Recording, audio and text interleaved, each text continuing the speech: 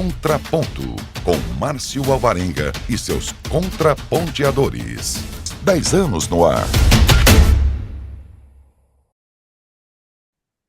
Está começando mais um Contraponto, um tema, arma de fogo, riscos mentais e físicos.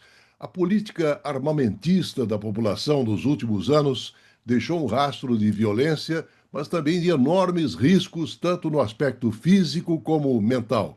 Uma revisão de 467 estudos aponta também que, em vez de aliviar a sensação de medo e ansiedade, armas aumentam esses sentimentos, além de exacerbar comportamentos controladores, provocando violência doméstica. E o contraponto de hoje abre espaço para dois pesquisadores que trabalharam nesse estudo. Dr. Rodolfo Furlan Damiano, doutor em psiquiatria pela USP, vice-coordenador e chefe do ambulatório do Programa de Ensino, Pesquisa e Assistência em Depressão Resistente ao Tratamento, Autolesão, Suicidalidade do Instituto de Psiquiatria da Faculdade de Medicina da USP. Doutor Rodolfo, prazer em tê-lo de volta ao Trocando em Miúdos. Bom dia. Prazer é todo meu. Fico sempre feliz em estar aqui com você, Márcio, em mais uma de nossas conversas. Esse foi um estudo muito importante e muito caro para mim, porque envolveu dezenas de pesquisadores, né, pesquisadores mais júniores, assim, do nosso time, pesquisadores mais sêniores. Então, foi uma força-tarefa mesmo aí para avaliar todos esses estudos, e eu acredito que teremos, além desse, mais resultados em breve. E participa do Contraponto também a psicóloga pela Universidade Presbiteriana Mackenzie. Ela é coordenadora da psicologia e pesquisadora junto ao Ambulatório de Depressão Resistente, Autolesão e Suicidalidade do Instituto de Psiquiatria do Hospital das Clínicas da USP. Loren, bom dia, prazer em tê-la conosco.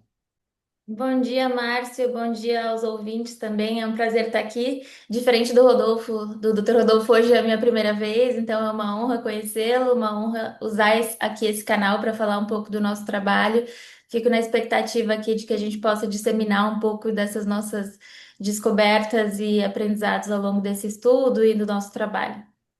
Doutor Rodolfo, a análise explorou as ligações entre acesso a armas de fogo, comportamento agressivo, uso e abuso de substâncias, violência social e doméstica e também as suas influências na saúde mental. E aí eu pergunto, quais foram os principais achados quanto aos mecanismos psicológicos relacionados a esses fatores? Claro. Bom, eu vou me ater aqui aos principais achados do estudo e vou deixar a Lauren para falar um pouquinho mais sobre alguns mecanismos psicológicos aí, que é a grande especialidade dela. O estudo encontrou três achados, que eu considero de bastante relevância. O primeiro achado é de que, contrariamente ao que a gente esperava, a presença de arma de fogo em uma comunidade, ao invés de aumentar a sensação de segurança, aumenta a sensação de insegurança, medo, ansiedade, insônia, e outros sintomas de sofrimento mental. Então, isso é algo que tem bastante relevância e vários estudos mostraram e apontaram para o mesmo caminho. Essa sensação de segurança, é, é, de possível estabilidade psíquica que a presença de armas traria, na verdade, isso não é corroborado pelas pesquisas. Segundo ponto é de que a presença de armas em si ela é uma mediadora entre comportamentos agressivos e violência, né? O que que isso quer dizer? Quer dizer que, diferente do que muitas pessoas pensam, de que assim, a arma sozinha não é nada, depende da mão de quem está, ou faca sozinha não é nada, depende da mão de quem está, isso não é inteiramente verdade, porque a presença de armas aumenta a agressividade do indivíduo e aumenta a chance do indivíduo tomar decisões impulsivas, né? Vou até deixar a Lauren falar já já sobre alguns mecanismos, possíveis mecanismos psicológicos envolvidos. Então, é, diferente do que a gente pensa, de que a arma é inerte, não tem absolutamente, não tem como, não tem que culpar ela, tem sim como culpar a pessoa, isso não é inteiramente verdade, né? Porque diferente de uma faca, por exemplo, que é feita para cortar pão, carne, etc., a arma não tem outra função a não ser matar alguém, né? Ou seja, não tem outra função além dessa. Então, a simples presença dela faz aumenta esse risco. E em terceiro ponto, que é o que tem mais estudos, né, assim, disparado, é que a presença de arma de fogo aumenta o risco de suicídio, né, também por um mecanismo parecido com o segundo que eu trouxe, mas também aumentando a possibilidade de uma decisão impulsiva, além disso, ela é um meio altamente letal para suicídio, ou seja, é, o indivíduo tem ali uma crise suicida e ele tem um instrumento altamente letal à disposição dele, né? A chance dele tentar o suicídio, morrer por suicídio é muito maior se ele tivesse, por exemplo, um meio menos letal ao lado dele, por exemplo, o remédio, por exemplo, né? Ou seja, ele tem maior chance ali de morrer por conta disso. Então, são os três principais achados aí do nosso estudo, propriamente dito. Seu contraponto, Loren? Eu posso acrescentar, principalmente nesse aspecto dos mecanismos psicológicos associados a tudo que o Dr. Rodolfo estava trazendo, é que a presença de um meio potencialmente letal perto de alguém que tem fatores predisponentes, ou seja, a pessoa que já tem um risco prévio a fazer qualquer tipo de autolesão, né, de ter um comportamento suicida, é muito arriscado. E acho que o primeiro ponto que eu posso trazer para mostrar, né, para ilustrar essa problemática, é que uma das medidas mais efetivas na prevenção de suicídio é a prevenção de acesso a meios letais. Por exemplo, sabe, em alguns metrôs, quando colocam aquela barreira para que as pessoas não acessem o trilho, né, quando o trem não está ali, é uma das medidas. A proteção de grades de prédios e locais muito altos, por exemplo, para evitar esse tipo de situação. A proteção no sentido de colocar leis que enrijecem a possibilidade de pessoas acessarem medicamentos potencialmente letais sem a devida receita em farmácias. Várias dessas iniciativas a gente olha que são muito efetivas na prevenção do suicídio, porque colocam essa barreira mesmo entre a pessoa que está potencialmente em risco e esse instrumento. Em a pessoa tendo uma arma de fogo na casa dela, caso ela entre no que a gente chama de crise suicida, a probabilidade de ela usar esse instrumento é elevada à milésima potência, e ali, naquele momento, existe um pouco do fator da impulsividade.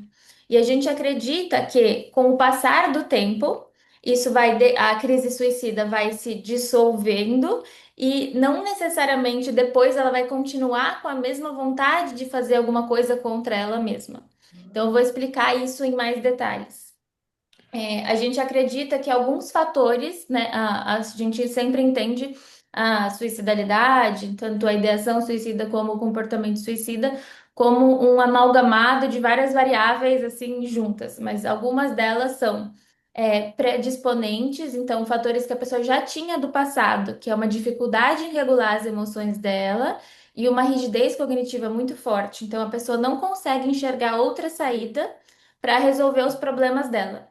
Então a pessoa tá nessa situação, né? Tá sofrendo muito, tá com dificuldade de lidar com as emoções, dificuldade de lidar com os problemas da vida.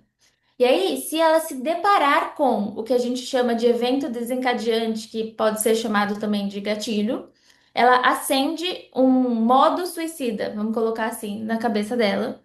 E aí, qualquer meio que tiver ali mais próximo dela pode eventualmente aumentar esse risco, né? Então, a arma de fogo na casa das pessoas que têm esse risco prévio, certamente não é alguma coisa recomendável.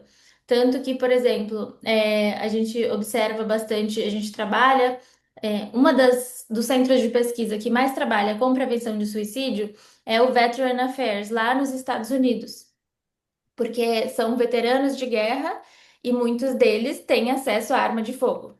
Uhum. E uma das estratégias dos psicólogos que trabalham com esse grupo de pessoas é justamente encontrar maneiras de travar essas armas, dar para uma terceira pessoa, assim, de fazer tudo o que for possível para não estar próxima dessas pessoas, porque em uma crise suicida, se esse método estiver por perto, a probabilidade de acontecer ali uma tentativa potencialmente letal, né? Porque a letalidade desse método é muito alta, é grande. Então, isso é uma coisa que preocupa bastante a gente. Doutor Rodolfo, a maior parte dos estudos revisados, 81%, foi realizada nos Estados Unidos. E a Escola de Saúde Pública de Harvard analisou 12 estudos de caso controle dos Estados Unidos e compararam indivíduos que morreram por suicídio com aqueles que não morreram e descobriram que aqueles que morreram por suicídio eram mais propensos a viver com armas em casa. Aí eu pergunto se a realidade brasileira, devido à política armamentista dos últimos anos, os achados seriam muito diferentes, doutor. Bom, são dois pontos importantes a serem considerados. O primeiro, eu até estava dando uma entrevista ontem para TV Brasil sobre isso, e a gente conversou muito em relação a essa questão dos Estados Unidos, né? É importante dizer que nós fizemos uma revisão sistemática de escopo, ou seja, nós não direcionamos os achados, os estudos para os Estados Unidos, né? Isso não houve essa seleção nossa.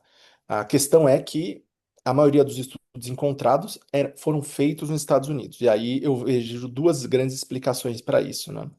Três, na verdade. A primeira é que é, qualquer área que você estude na medicina hoje em dia, qualquer uma, os Estados Unidos vão liderar as publicações, qualquer uma, tá? Isso não isso é normal, mais de 50% dos estudos serem feitos, realizados nos Estados Unidos, isso é normal. Depois da pandemia, a China teve um boom aí de pesquisas também, então talvez se a gente fizer algumas análises de algumas áreas dos últimos 5 anos, talvez a China até passe os Estados Unidos, né? Mas não é o caso das armas. Uma segunda explicação é porque nos Estados Unidos tem um financiamento grande para estudos relacionados a armas que vem do Veteran Affairs mesmo, né? Que vem da entidade que cuida da saúde dos veteranos de guerra dos Estados Unidos, que é uma entidade muito poderosa do ponto de vista financeiro também, e que estimula muito as pesquisas nessa população. E é uma população de extremo risco por suicídio, e é uma população que tem acesso a armas de fogo. Então, essa é a segunda explicação. A terceira é que os Estados Unidos têm uma capacidade de comparação é, intranacional, ou seja, uma comparação entre os estados que permite um controle, pelo menos relativo, relacionado às características socioeconômicas do país. Então, uma coisa é eu comparar uma lei ou comparar uma disponibilidade de armas entre os Estados Unidos e a Rússia, os Estados Unidos e a China, os Estados Unidos e Bangladesh, né?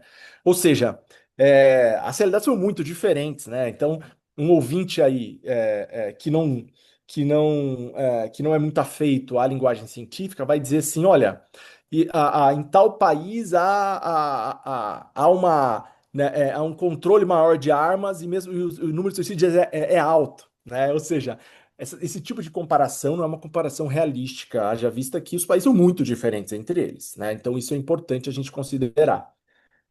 Mas o Brasil, propriamente dito, culturalmente é bem parecido com os Estados Unidos, né? Então, a gente tem uma cultura muito mais parecida com os Estados Unidos do que com a Europa ou com o Oriente no geral, né? Então, a nossa cultura é muito parecida, é, e eu acho que nesse sentido cultural dá para a gente sim fazer um paralelo relacionado aos achados dos estudos americanos, dá para a gente fazer esse paralelo. Principalmente quando a gente também faz estudos e conversa com, por exemplo, militares, policiais militares, né? A gente vê que a taxa de suicídio entre eles é altíssima, né? É muito alta, também muito por essa maior disponibilidade. E a gente não tem um estudo ainda no Brasil que tenha algum tipo de controle. Eu até tentei fazer, sinceramente, mas eu não achei um dado fidedigno em termos de disponibilidade de arma de fogo per capita, porque tem dados diferentes, tem a CAC, depois tem outro dado diferente, então eu não achei um dado consistente, né, para a gente olhar para ele, é, mas, sem dúvida nenhuma, é algo que a gente vai ter que observar sim, a partir de agora, né, é algo que vai ser cada vez mais relevante na nossa sociedade, é algo que a gente precisa sim observar. Ô, Loren, quanto aos três mecanismos psicológicos, encontrados na revisão de estudos, o primeiro deles é que as armas facilitam atos impulsivos em momentos de crise ou sofrimento, você pontuou isso. Aí eu pergunto se o sofrimento psicológico da violência por armas de fogo seria provavelmente maior comparativamente com outras formas de violência. O sofrimento no sentido de ter a porte de arma e ser uma pessoa que tem esse objeto em casa, é isso? Uhum, exato. Sim, então nós encontramos na pesquisa que existem várias diferentes variáveis psicológicas que só a presença, né? Então, a porte desse objeto, em vez de deixar o indivíduo mais seguro e mais precavido, né, que seria um objetivo pretendido, na verdade aumentam, aumentam questões como ansiedade, depressão e até insônia mais associada a esse porte de arma. Então, um exemplo que a gente poderia dar é a pessoa tem a arma na casa dela e fica com o receio, por exemplo, de um terceiro pegar, ou ela fica pensando a respeito daquele objeto. Então, só a presença, né, da arma naquele ambiente, em vez de pretensamente, que era o objetivo inicial, atenuar esse tipo de sofrimento, na verdade, aumenta. E aí, voltando, né, para aquele, eu acho que uma teoria que eu posso trazer que pode deixar isso ainda mais claro em relação a que eu falei a palavra da impulsividade, né? Tem uma teoria psicológica que é bastante estudada que chama teoria da vulnerabilidade fluida. Isso quer dizer que a pessoa que está em risco de suicídio não está no mesmo nível de estresse o tempo inteiro. Ela tem variações de acordo com eventos que acontecem no dia dela, de acordo com variáveis genéticas, que ela já pode partir de uma baseline aumentada ali. De acordo com várias coisas, essa oscilação do risco acontece ao longo do dia e da vida dessa pessoa. Agora vamos pensar em uma pessoa que já tem a arma em casa. É muito provável que ela já parta de um baseline, de uma linha de base aumentada, inclusive considerando o achado do estudo que só essa presença, né, já deixa a pessoa, serve como, vamos chamar assim, de um fator ansiogênico. Então ela sabe disso e já tem esse meio como uma possibilidade. Tanto que, se a gente já for, se eu for avançar um pouquinho, né, a psicoeducação da prevenção muitas vezes vai envolver, e de novo em pesquisas usando essa amostra americana de soldados, muitas vezes a psicoeducação vai envolver afastar esse objeto da pessoa. Então, é possível que uma terceira pessoa fique com a sua arma, é possível que, né, tem que pensar ali, como não é exatamente um depara na legislação brasileira, não é exatamente igual, a gente tem que, eles têm que pensar, os clínicos, os psicólogos de lá, como fazer para que legalmente essa arma possa ficar em posse de uma outra pessoa enquanto esse indivíduo estiver experimentando esse sofrimento psicológico mais intenso. Mas sim, ele aumentado em relação a outros meios, por exemplo, porque se a gente for pensar em não tem um estudo específico sobre isso, mas, por exemplo, no Brasil, dois meios bastante utilizados são pesticidas e cordas. Então, a gente também não tem um estudo exatamente que eu me lembre, que eu me lembre ou que eu saiba específico desses meios. mas o dado sobre armas a gente já tem, que sim, aumenta essa, já deixa, já parte de uma vulnerabilidade ali aumentada da parte desses sujeitos. Doutor Rodolfo, o estudo de vocês aponta o chamado armazenamento seguro, e esse risco diminui, porém Sim. permanece em patamar considerado alto. Agora, armazenamento seguro significa arma descarregada e, por exemplo, trancada num cofre? E se alguém não tiver um lugar na casa para guardar uma arma de fogo com segurança? E esse armazenamento seguro, protegido, é também caro e oneroso, e além de inconveniente ou não propício à própria defesa doméstica. Moral da história, como é que diria Shakespeare? O maior inimigo do homem é a segurança, doutor Rodolfo? Olha, eu nunca tinha ouvido essa citação de Shakespeare aí. Mas vamos lá. De fato, parece um contrassenso, né? O que é importante a gente considerar, eu acho, de forma prática? Esses estudos de armazenamento seguro são estudos focados também em militares e veteranos de guerra americanos, né? É, por exemplo, militares, eles têm que ter arma ali, eles precisam daquilo que é um instrumento de trabalho deles, né? É, e existem vários estudos americanos em que esses soldados, esses ou veteranos ou esses soldados, existe um estudo inclusive israelense sobre isso, porque no Israel também é um grande problema a questão das armas lá. É, Existem vários métodos assim que são empregados nos estudos para impactar aí o armazenamento, o armazenamento, consequentemente, o número de suicídios, né? Então, esses que você citou são alguns dos métodos que são empregados aí, nesse sentido, mas focado muito, nessa população de risco, né? Não existe um estudo pensando nisso para a população geral, por exemplo, né? Ou seja, um CAC aqui no Brasil que tem uma arma em casa e que isso faça diferença ou não, né? Então, isso a gente não sabe ainda, mas a gente sabe que para profissionais específicos isso tem uma diferença. Então, é, de forma prática, o que que eu acho que a gente pode aprender disso, Márcio? No seguinte sentido, a gente tem aí um apoio de saúde mental pobre para os militares brasileiros, nesse sentido, a gente sabe disso, né? Mas reconhecendo o militar, por exemplo, que está em risco de suicídio, em sofrimento psíquico, esse tipo de estrutura faria sentido para ele nesse caso. Ou seja, tudo bem, ele ali não tem um cofre, por exemplo, mas ele organizar com um cuidador, uma esposa, alguém que está ali do lado dele, para ela guardar o cartucho, etc., em algum lugar que ela saiba onde está e ela esconda isso, né? Assim como a gente faz, por exemplo, de pacientes que têm risco de suicídio com remédios, e uma orientação é esconder os remédios, que a pessoa fique com os remédios e não fique disponível, né?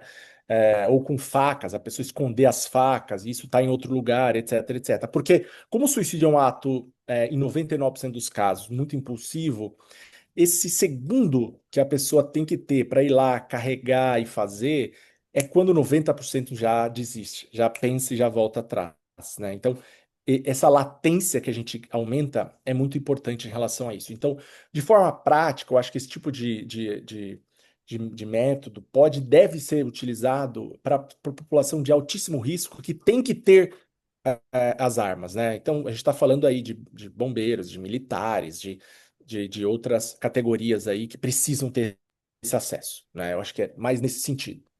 Uhum. Loren, um segundo mecanismo encontrado na revisão é que a arma ela funciona como uma espécie de amplificador psicológico, acentuando aí os quadros de alguns transtornos mentais. Aí eu invoco aqui o seguinte aspecto: o pesquisador e professor assistente da Universidade de Wisconsin, o Nick Buttrick, ele tem uma frase que diz que os proprietários de armas, eles veem seu mundo como um lugar cada vez mais tumultuado e que as armas se tornaram uma ferramenta para manter esse caos percebido à distância. E aí eu pergunto, o que você pensa a respeito? Uhum. E essa percepção, né, das pessoas alterada quando elas estão em posse de arma, eu acho que a gente pode evocar o caso recente que ficou bem famoso da situação do que teve a morte do Gari. Eu não vou me lembrar exatamente onde aconteceu. Vocês Belo Horizonte. em Belo Horizonte, Uhum. né? Que a pessoa ali teve o motorista teve um acesso de raiva porque ele queria passar um caminhão de lixo e, enfim, tinha uma arma e acabou acontecendo uma tragédia muito séria. Então, se a gente for pensar em quadros específicos, por exemplo, para além da autolesão e suicidalidade que a gente está falando, eu penso em outros diagnósticos, por exemplo, TEI, que é transtorno explosivo intermitente. A gente não estou falando que era o caso dessa situação, não tenho como diagnosticar a pessoa que está agora, né, que teve essas consequências, mas alguns outros transtornos psiquiátricos, sim, de fato, em tendo essa posse, certamente tem um risco aumentado de ter uma consequência muito pior, e se a percepção, né, de poder da pessoa que está em posse desse objeto vai ser alterada.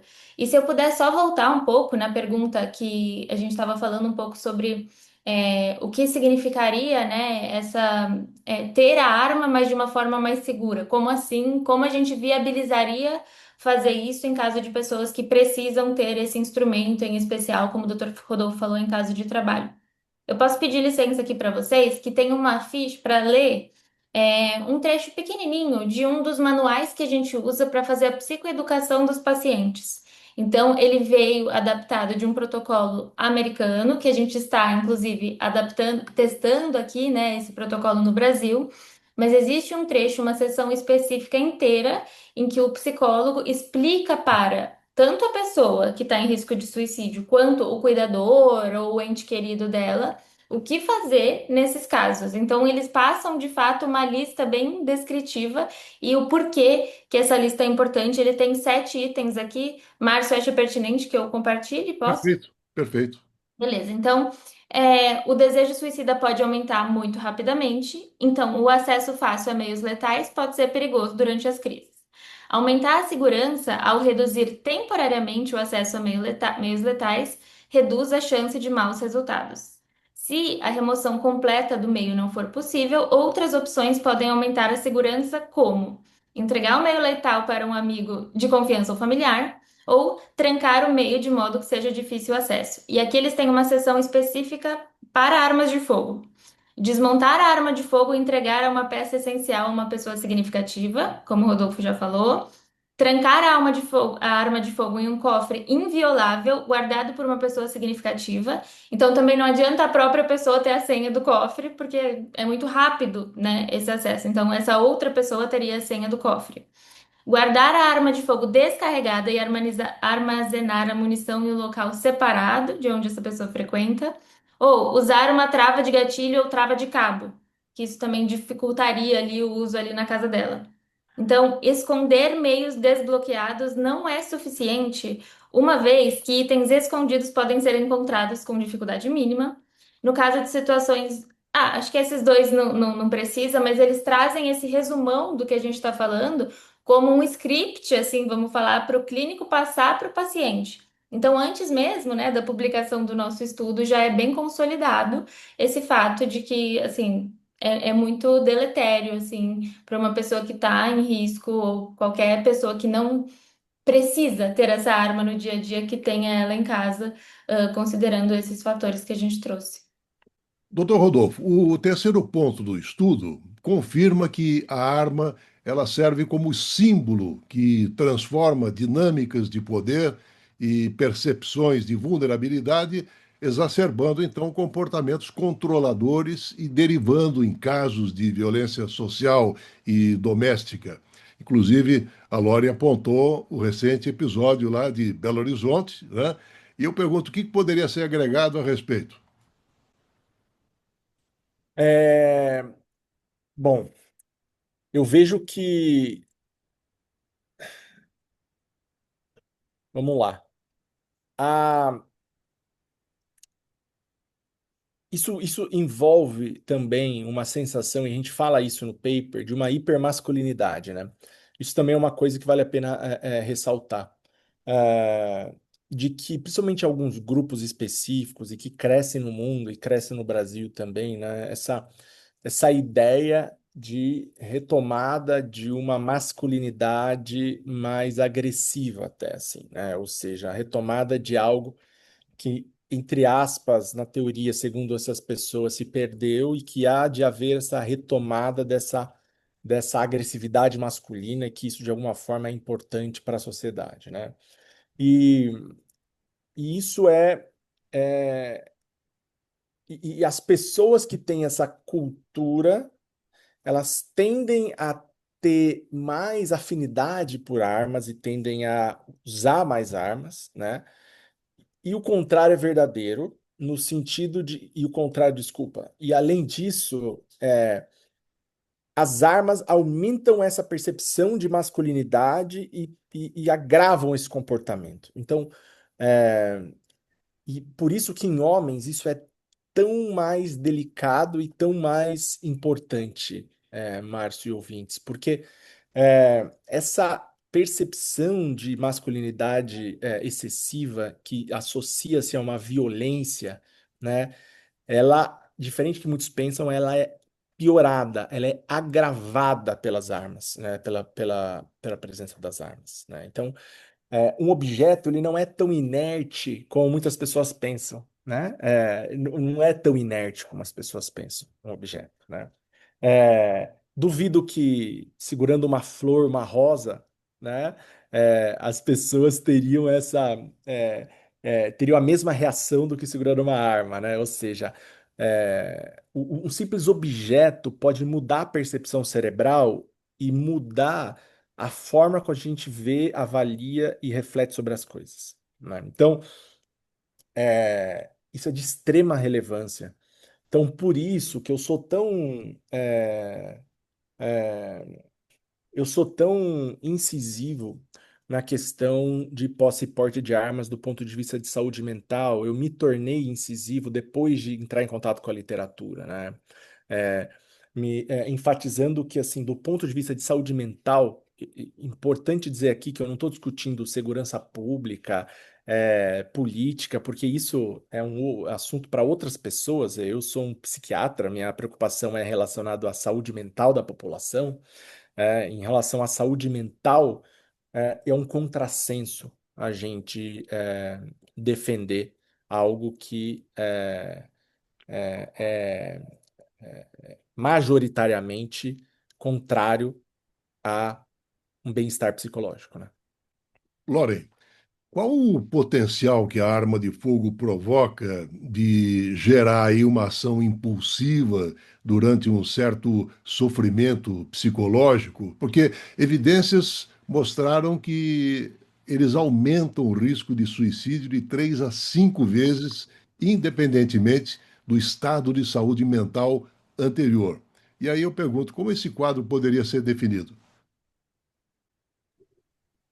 Que, voltando talvez para a teoria da vulnerabilidade fluida, que foi aquele conceito que eu expliquei há alguns instantes, algumas pessoas, ainda que elas não estejam possivelmente diagnosticadas, por exemplo, com um quadro psiquiátrico, então não é uma pessoa que tem o diagnóstico de transtorno depressivo maior, mas todas as pessoas têm e se enquadram nessa teoria da vulnerabilidade fluida, ou seja, algumas pessoas já, essas, por exemplo, que eu estou falando, que tem um diagnóstico de depressão, que a gente sabe que está associada a maior suicidalidade, ou que tem algum diagnóstico psiquiátrico prévio, a gente já fica mais em alerta, entendendo que essa é uma pessoa de grupo de risco, certo? Então ela já estaria um pouco mais vulnerável a essas oscilações na teoria de vulnerabilidade fluida.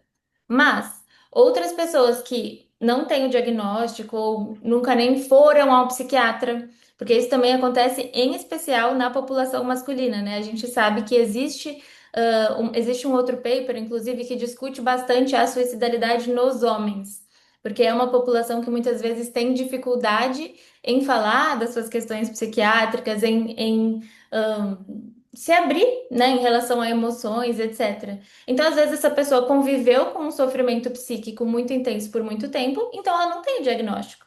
Ela não tem esse risco prévio mapeado pela gente ou pelos profissionais da saúde. só que ela tem esse objeto em casa que é, né, esse amplificador, a gente coloca como amplificador desse estado psicológico.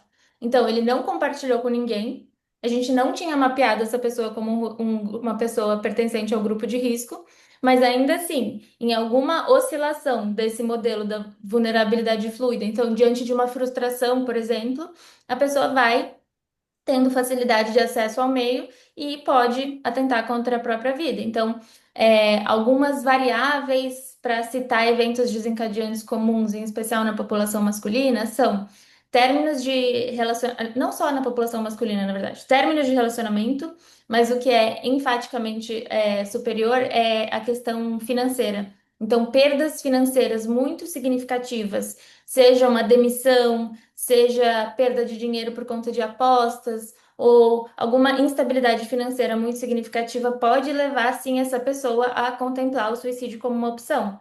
Então, às vezes, essa pessoa não estava mapeada previamente como alguém da população de risco, mas ela viveu um evento estressor suficientemente marcante ali na vida dela para que ela cogitasse e se visse com aquelas duas variáveis que eu falei antes, chamando a atenção, que são, ela se desregula emocionalmente muito forte e ela não vê outra saída de ganhar esse dinheiro de novo, ela não vê outra saída de recuperar essa perda financeira, não vê outra saída de prover pela família, por exemplo, se for o caso desse homem.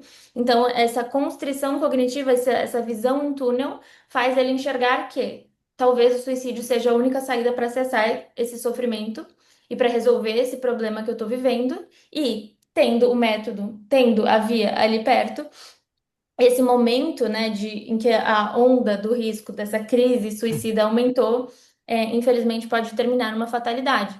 A gente sempre fala na prevenção do suicídio que a gente tem que usar o tempo a nosso favor, porque nenhuma emoção dura para sempre, nenhuma crise suicida dura para sempre. As coisas acontecem, existe, sim, suicidalidade crônica. Então são pessoas que enfrentam ideação intensa e planejamento mais vezes ao longo da vida. Mas não existe uma crise suicida específica que não se atenue um pouco com o passar do tempo. Então, aumentou o risco, está diante do método ali, o risco é muito maior. Tem um outro conceito que talvez ajude a ilustrar que eu ainda não tinha aventado, que é o de capacidade. Vários modelos teóricos de explicação do suicídio colocam a capacidade de suicídio como uma variável importante. E cada autor define essa capacidade de uma maneira diferente, mas a gente pode entender como acesso ao meio. Então, em vários modelos, para a gente entender o suicídio, a pessoa tem uma dor psíquica ou física muito forte, ela tem uma desesperança muito forte, ela se sente um fardo, tem inúmeras variáveis que a gente considera, mas uma delas, que está presente em quase todos os modelos, é a capacidade dessa pessoa de acessar um meio letal e o quanto ela está dessensibilizada a usar esse meio. Como assim? Uma pessoa que tem uma arma em casa, ela, sei lá, já manuseou essa arma, já fez testes, já foi em clube de tiro, já foi, não necessariamente, mas enfim, ela já tem uma familiaridade maior com esse instrumento. E aí, isso chama, não é um processo psicológico que se chama dessensibilização. E aí, na hora que ela estiver numa crise suicida, ela potencialmente mais fácil vai usar esse método, comparado com alguém que nunca na vida viu uma arma, não sabe nem montar ali, não sabe nem exatamente como usar esse método. Então, tanto esses conceitos de capacidade quanto esse conceito de dessensibilização são chaves aí para a gente responder a esse questionamento. Doutor Rodolfo, queria aproveitar essa nossa conversa para introduzir uma outra questão que também é polêmica e não se chegou exatamente a um consenso a respeito. Eu pergunto, até que ponto existe aí uma visão equivocada entre essa ligação complexa e também contestada entre doença mental e comportamento violento em geral, principalmente com relação à violência armada? É, bom, eu acho que é importantíssimo que a gente crie políticas públicas voltadas para esse tema, né? É, E eu acho que as políticas públicas devem ser integradas à ciência, né? Porque o que eu vejo é que eu até escrevi um artigo para a Folha, que eu acho que não foi publicado ainda, mas a gente discute muito relacionado ao afastamento da política da ciência, né? Ou seja, hoje em dia não há, não há quase nenhuma decisão pública que se baseie majoritariamente no que as pesquisas, no que os dados apontam, né? Sempre tem um background ideológico por trás que fala muito mais alto do que a ciência e os dados, né? Então, as políticas públicas devem ser integradas, com a ciência, com a saúde, com a segurança pública, com a educação e com uma coisa que a gente não discutiu aqui, mas que também tem um impacto extremamente significativo nisso, uma maior distribuição de renda, né? Uma melhor distribuição de renda. Ou seja, isso é bem definido, de que países onde tem um menor índice de Gini, ou seja, onde o índice de Gini é um índice que mede a desigualdade, né? Quanto maior, maior a desigualdade num país, em que que os Estados Unidos, por exemplo, e o Brasil têm elevado índice de Gini, né? Ou seja, a desigualdade nos dois países é bem importante. Nós sabemos que em países assim, o número de suicídios, de homicídios é maior do que em países com menor índice de Gini, ou seja, países mais iguais, né? Isso não quer dizer um país que todo mundo tem o mesmo ganho, o mesmo salário, isso não quer dizer isso, quer dizer um país com menor variação entre o que ganha menos e o que ganha muito, né? Ou seja, essa diferença que tem crescido ao longo dos anos, né? Ela é contrária ao que a gente pensa em termos de segurança, educação e saúde pública, inclusive saúde mental, né? Então, há estudos, por exemplo, do impacto de políticas de distribuição de renda, por exemplo, Bolsa Família, né?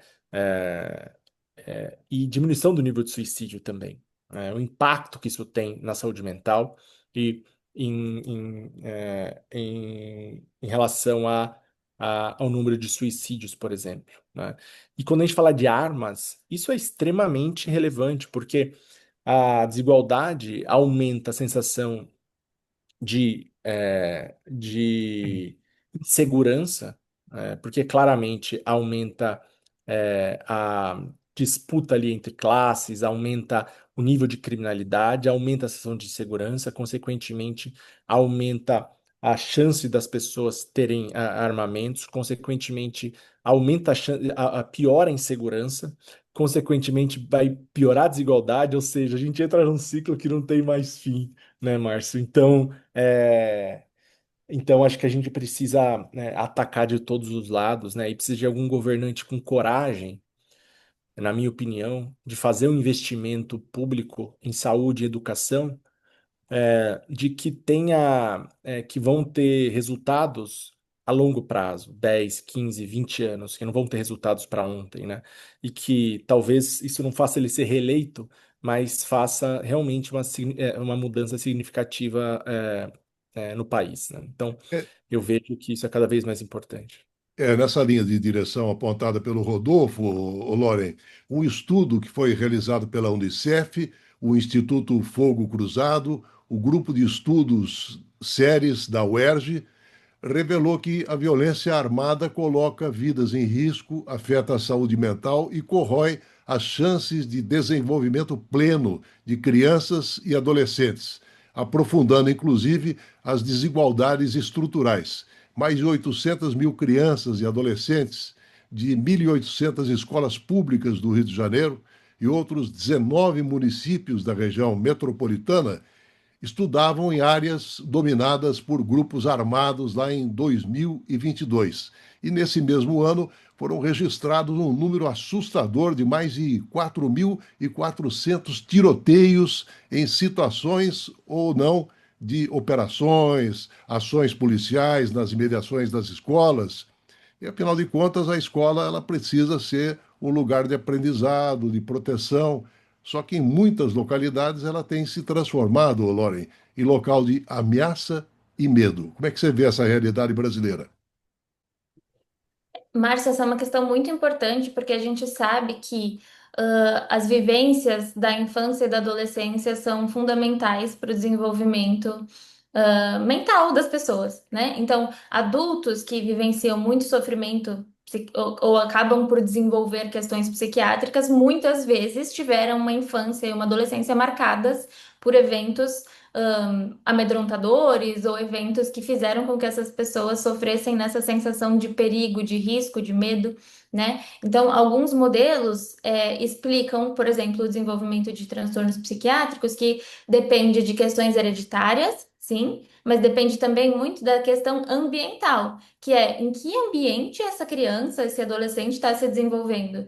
Se ele cresce constantemente com uma sensação de ameaça, de risco e de medo, né? A probabilidade de que isso se reverbere como consequências negativas na vida psíquica desse sujeito, com o passar dos anos, é bem grande.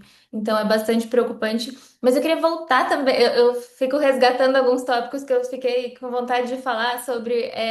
A gente não trouxe muito isso. Eu tenho medo de que que eu, na minha fala, tenha talvez reverberado um estigma que eu não gostaria de que acontecesse. Eu falei assim, né, que às vezes as pessoas que têm um transtorno psiquiátrico e têm posse de arma, e dei o exemplo do TEI, do transtorno explosivo intermitente, como se as pessoas que têm transtornos psiquiátricos fossem essa população que tem mais chances de ser violenta. E a gente tem que ter muito cuidado com isso também, né, de associar violência a pessoas que têm transtornos. Porque tem um outro conceito de vitimização que é importante, que a literatura ainda não é muito clara em relação a isso, mas né, a gente nunca não tem o que a gente pode chamar de um consenso. Mas as pessoas que têm transtornos mentais graves geralmente têm um risco muito maior de serem vítimas de violência do que cometerem atos violentos contra outras pessoas. Então, é muito importante a gente ter esse cuidado, né, de também não associar que, não, se a pessoa tem um transtorno mental, então, e ela tem uma arma, então, muito provavelmente ela vai reproduzir essa violência, mas também pessoas que têm transtornos psiquiátricos graves muitas vezes são vítimas, até pelo estigma que a sociedade dissemina e etc. Então, não, eu quis fazer esse adendo aí para ficar bem claro que tanto pessoas que têm o transtorno podem oferecer uma ameaça até no momento de explosão, de explosão, de impulsividade aos outros e a si mesma, mas outras pessoas em posse de armas de fogo e outros instrumentos, né, que podem porque a arma de fogo é esse símbolo, né, de uma violência que dá para o outro essa sensação de poder, mas, por exemplo, como isso pode fazer ameaçar também pessoas que têm transtornos psiquiátricos. Eu lembro que há muitos anos ficou famoso um caso de, por exemplo, um cuidador, que é uma cuidadora, que ameaçava uma idosa, que também estava, né, sem condições ali de se cuidar sozinha, e a pessoa tinha uma arma e ficava fazendo esse tipo de ameaça. Então, como não necessariamente ter um transtorno é ser uma pessoa que oferece um risco à sociedade? Uhum. Doutor Rodolfo, apesar da revisão realizada por vocês terem considerado o percentual de 4% relativo à Austrália, eu gostaria de pontuar o seguinte: a Austrália, ela tem uma reputação quanto a uma boa regulamentação de armas de fogo, mas só que com o aumento nas taxas de aquisição de armas e falta de consistência e também transparência em todo o país, essas configurações políticas, elas estão criando determinadas condições perigosas para a população. E uma pesquisa deste ano do Instituto da Austrália, é claro, os australianos querem regulamentações fortes sobre a posse de armas de fogo. E aí eu pergunto, será que o Brasil também quer? É uma boa pergunta. Depois, eu ia até. A Lauren estava falando, não quis interrompê-la, mas eu queria depois que ela falasse um pouco até dos mass shootings, né? Que é uma coisa que é muito comum nos Estados Unidos e que no Brasil, infelizmente, teve algum período aí que também começou a aumentar, né? Que é uma outra questão importante. Tinham até alguns políticos que estavam sugerindo o armamento do professor, né? Que o professor ficasse com armas na sala, né? É algo assim, coisas assim absurdas até, né, na minha opinião. Então, mas quando você fala sobre o Brasil sequer, eu acho que o Brasil não tem preparação, pelo menos os políticos, assim, o que eu vejo disso é que quando se trata do debate de armas de fogo, não há um debate razoável, assim, essa é a minha opinião, não tem um debate razoável. Então, assim, pra você vê, assim, ligeiramente as minhas redes sociais, eu postei uma coisa sobre isso, e algumas pessoas comentam assim, mas o homem de bem fica desarmado enquanto o bandido tá armado, né? Eu acho que, assim, tem é, é, toda essa ideia, essa crença, assim, né, de que a arma aumentaria a segurança, de que de alguma forma aumentaria ali esse bem-estar e impediria algum tipo de crime. Né? Eu acho que isso é muito levado por histórias anedóticas, né, que vem na rede social de que o bandido vai assaltar e tinha uma pessoa com arma e a pessoa espantou os bandidos, né? Obviamente, assim, histórias totalmente anedóticas, porque a realidade do dia a dia não é muito assim, né? Então, a gente tem que entender isso no sentido de que, se a gente for pensar no nível populacional, né, os danos do ponto de vista psicológico, são muito maiores do que os benefícios, né? Então, a gente tem que observar isso é uma coisa muito relevante, mas isso não prescinde, de novo, eu acho que debater questões de armas de fogo não prescinde a gente debater o que a gente deve fazer para diminuir a criminalidade e melhorar a segurança pública, porque isso é um debate também das ciências políticas, né, que não é muito a minha área, não é o que eu estudo, mas é um debate das ciências políticas, ou seja, não quer dizer que falar, ser contrário aí a um maior armamento da população, né, significa não fazer nada em relação à segurança pública. Pelo contrário, né, isso deve aumentar e instigar ainda mais os legisladores a encontrarem saídas e soluções que sejam mais eficazes, que sejam soluções mais inteligentes também para a melhora da segurança pública. Né? Então, eu acho que essa polarização do mundo deixou o mundo um pouco mais burro, né? Essa que é a realidade. Acho que o QI mundial diminuiu, né? Assim, se tivesse um QI do mundo, ele diminuiu, né? Porque a polarização tornou as discussões muito mais passionais, discussões ligadas à paixão, do que discussões realistas, né? Do que discussões baseadas realmente na razão e no que realmente existe de informação pública e informação de dados. Para a gente tomar uma decisão razoável em relação às coisas. Loren, crianças que morreram por suicídio, e aí você olha como elas conseguiram essas armas de fogo, elas pegaram das pessoas que elas amam, né? Pessoas que estão dentro da casa, dos pais, dos parentes. E aí eu pergunto o que ficou claro nos estudos revisados a esse respeito. Acho que a gente volta ali para como é fundamental existir a associação da posse com o risco aumentado, né? Não tem como, inclusive para entes queridos e familiares. Então, o risco que se aumenta ao ter uma arma de fogo em casa não é só para o indivíduo, porque muitas vezes, por exemplo, ele passou por um processo de, sei lá, avaliação psicológica para que ele pudesse ter o porte de arma. Mas e as pessoas que moram junto com essa pessoa, não necessariamente passaram por isso, aliás, não passaram por esse processo para ter arma. Então, como é importante ter essa preocupação de que o indivíduo tem o posse, né, a pessoa que tem o posse de arma pode ter sido avaliada psicologicamente, psiquiatricamente, mas ela também está colocando em risco outras pessoas que convivem com ela, que não passaram por essa avaliação e que poderiam estar em risco e acaba numa tragédia como essa que você comentou também, Márcio. E retomando, o Rodolfo falou para a gente falar um pouco sobre mass shootings também, né? Que são esses tiroteios em massa e como a disponibilidade de armas pode estar associada a isso. Então, tem na literatura alguma coisa já que coloca que a acessibilidade de arma é bem correlacionada com a frequência de tiroteios em massa. Então, de novo, a gente pega os Estados Unidos como um exemplo disso, né? Infelizmente, é um país em que a gente nota uma frequência maior desses tiroteios em massa.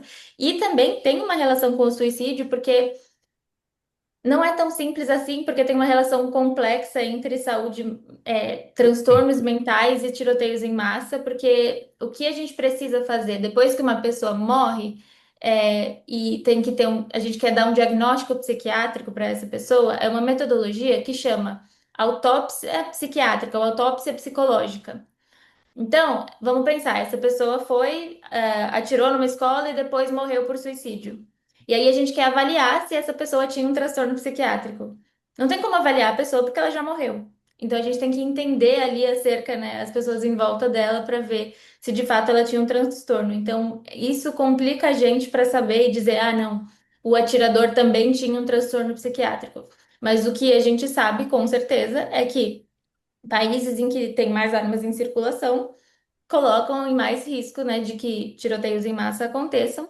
E também, uma última coisa que eu queria comentar, que a gente não trouxe esse conceito até agora, que o Rodolfo falou, teve uma época que isso até ficou mais frequente aqui no Brasil, que teve realengo, não lembro de outras ocasiões também, né? Mas que para mass shootings também pode ter o que a gente chama de efeito contágio, efeito Werther ou copycat suicide. Muitas vezes a gente fala do efeito Werther, que significa se uma pessoa morre por suicídio, independente do método aqui, né? Independente se for por arma de fogo. Mas isso é documentado de uma maneira irresponsável pela mídia, ou é compartilhado o jeito que ela fez, é compartilhado uma carta que ela deixou e etc. Tudo isso aumenta a chance de outras pessoas também morrerem por suicídio. É um A dado que a gente. glamorização, né? Oi? Glamorizar a situação, né? Exato, muitas vezes ele é documentar, essa história é contada de uma forma romantizada, né? Então tem várias diretrizes hoje, nos últimos anos, que foram sendo desenvolvidas para como a gente conta, como a gente registra que houve uma morte por suicídio, mas de forma a não perpetuar esse comportamento. E com mass shootings isso também pode acontecer, né? Então às vezes a gente nota ali uma sequência, porque esse atirador meio que não consigo pensar numa boa palavra para isso, mas é como se inspirasse no outro atirador que teve esse comportamento. Então, pode acabar gerando essa cascata aí de violência. Então, para a gente trazer também essa pauta que não tinha sido coberta. Doutor Rodolfo, eu li recentemente um estudo conduzido pelo Mohamed Abba-Adi, da Escola de Saúde Pública de Boston, e numa revisão do impacto da violência armada na saúde mental, ele pontua o seguinte aspecto, que a violência armada, ela inclui uma série de atos letais ou não letais, acidentais ou deliberados, e que são direcionados contra si mesmo ou contra outros usando armas de fogo. E pessoas feridas por armas de fogo, né, correm um risco significativamente maior do transtorno do estresse pós-traumático, da ansiedade, da depressão e também do uso de substâncias comparativamente com aquelas feridas por outros meios violentos. E aí eu pergunto, o que a literatura a respeito confirma sobre esses achados? Sim, achados semelhantes ao que a gente encontrou também. Esses também foram achados semelhantes que a gente encontrou. De fato, é, nos parece de que a violência por arma de fogo tem tem uma, uma repercussão na saúde mental maior do que a violência por outras causas. É, não todas as outras causas, obviamente, mas para as causas comuns, né? A gente não pode falar, obviamente, de todas as causas, né? Mas me parece que psicologicamente há um dano maior e uma percepção maior de dano relacionado à arma de fogo, né? Principalmente em gravidade, relacionado aí às pessoas envolvidas, de que o efeito cascata relacionado ao prejuízo de saúde mental é maior, é mais significativo, né? É, então, talvez pela violência ser maior, mais impactante, ser uma violência mais, né, é, pouco mais proeminente, né? Preeminente, né? Mas eu não consigo explicar isso do ponto de vista, não tem uma explicação psicológica sobre isso, porque isso um fato, mas é um dado que existe na literatura. Nós estamos no finalzinho, eu queria as considerações finais e pontuar questões que, porventura, não tenham sido abordadas até o momento, Loren. Eu acho que a gente falou bastante sobre riscos e todas as vezes que eu tô numa posição que a gente tem os ouvintes, né? Tem o Márcio, tem pessoas que estão nos escutando. Eu gosto também de falar de proteção, porque eu sei que falar sobre esse tema pode ativar as pessoas de diversas maneiras, e eu vi bastante, foi, né, uma hora de um bate-papo aí sobre um assunto denso, sobre um assunto que pode tocar cada um dos ouvintes de uma forma diferente. Então, eu gostaria também de dizer que se você ficou, se o ouvinte ou enfim ficou ativado por essa temática, para que não deixe de falar sobre isso com pessoas que possam oferecer algum tipo de cuidado.